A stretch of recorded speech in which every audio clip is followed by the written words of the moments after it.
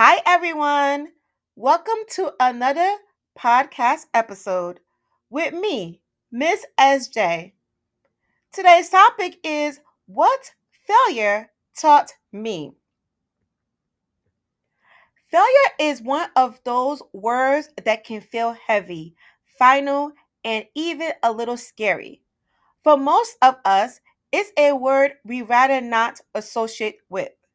Yet this summer, I found myself doing some deep reflection on the role failure has played in my journey. It was not just as a teacher, but as a learner, colleague, and person trying to grow each day. We often celebrate success with applause and recognition, but rarely do we stop to celebrate failure. Yet when I look back, it's the stumbles, the detours, and the closed doors that have shaped me far more than the smooth, easy wins. Those moments when things didn't go as planned have been the very ones that forced me to rethink, rebuild, and in the process, discover a stronger version of myself. I'll be honest with you. Failure never feels like a gift in the moment. It can be embarrassing when your effort doesn't measure up, disappointing when your hopes fall flat, or just plain unfair when circumstances derail you. But with time, distance, and reflection, I've learned that failure is not the opposite of success. It's part of success. It's one of the steps on the staircase that gets us to where we want to be. So, therefore, here are my points in regards to how I categorize failure. Number one, failure builds resilience. Every time I've failed, I've been faced with two choices: give up or try again. Truthfully, there were moments when giving up looked very tempting. However, choosing to rise, even shakily, has built a kind of emotional muscle I wouldn't trade for anything. Resilience isn't about being unbothered or immune to setbacks. It's about being able to sit with disappointment and still decide to keep moving forward. Think about it this way: every attempt to stand up after a fall strengthens your balance for the next time. I wouldn't have learned endurance if I hadn't had those moments that tested me.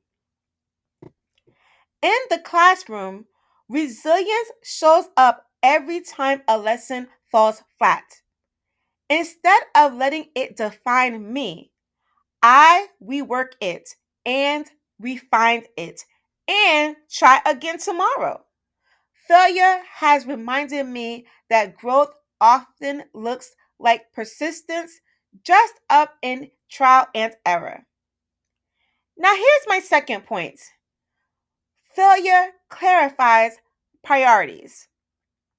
One of the surprising gifts of failure is that it strips away the noise. When a plan or goal or dream falls apart, it forces me to ask myself, was this really what I wanted?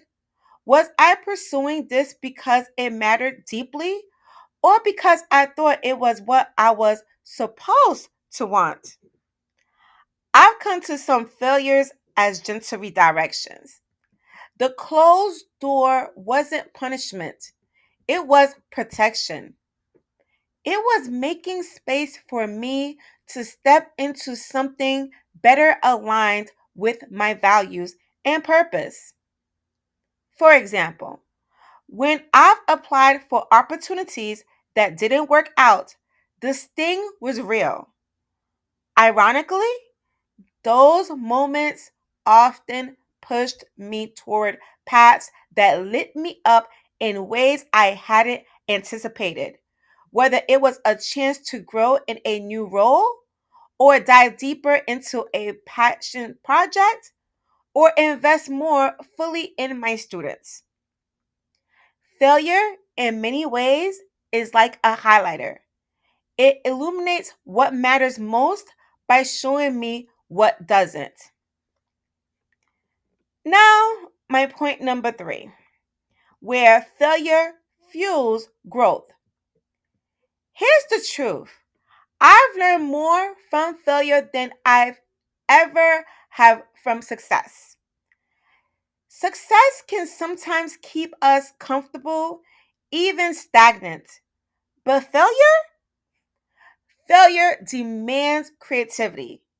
It forces me to pause, evaluate, and think differently.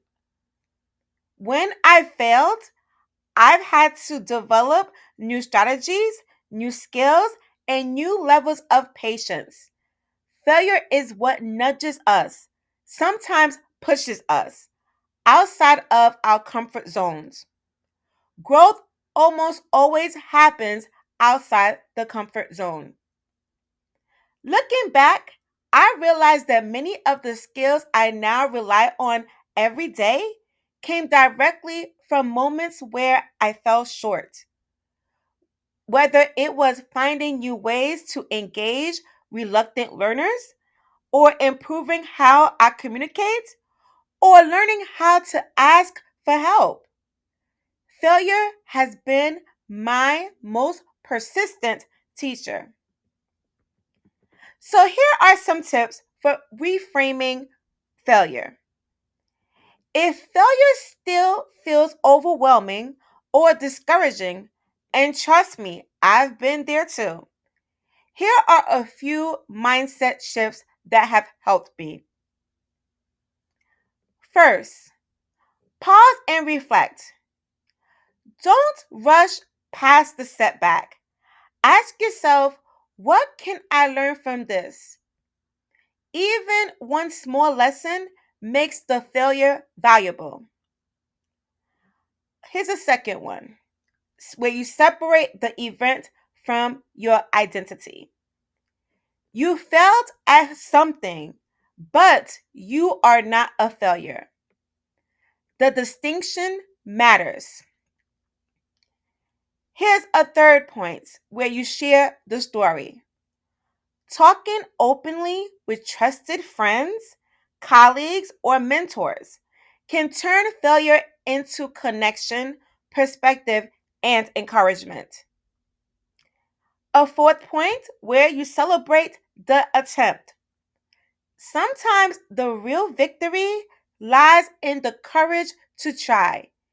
Even if it didn't go as planned, honor the bravery. And lastly, turn what if into next time. Replace regret with intention. Instead of what if I had, try next time I will. Here's a final reflection from me on this topic. Failure isn't the end of the road. Most often than not, it's simply a bend in the road, redirecting us, reshaping us, and refining us into stronger versions of ourselves. When I look back on my own failures, I can now see them not as dead ends, but as detours that ultimately led me to better paths. Look, here's the thing. Every stumble has the potential to be a stepping stone, but only if we allow it to be. If we reframe failure as feedback, as growth, as redirection, we can begin to see it as part of the larger story of our success. So, the next time you feel like you're falling short, remind yourself you're not starting over from scratch. You're starting over with experience. That experience is a gift, one that will prepare you for the next step forward. So here's a takeaway challenge from this podcast. Think back to a failure that still weighs on you. Write it down. Put it into two parts. Part one lesson it taught you. Part two, one way you can use that lesson to move forward this year. Let's stop fearing failure and start honoring it as a teacher it truly is. Thanks so much for listening. See you next time. I'm Miss SJ at Teacher Corner for You, the podcast.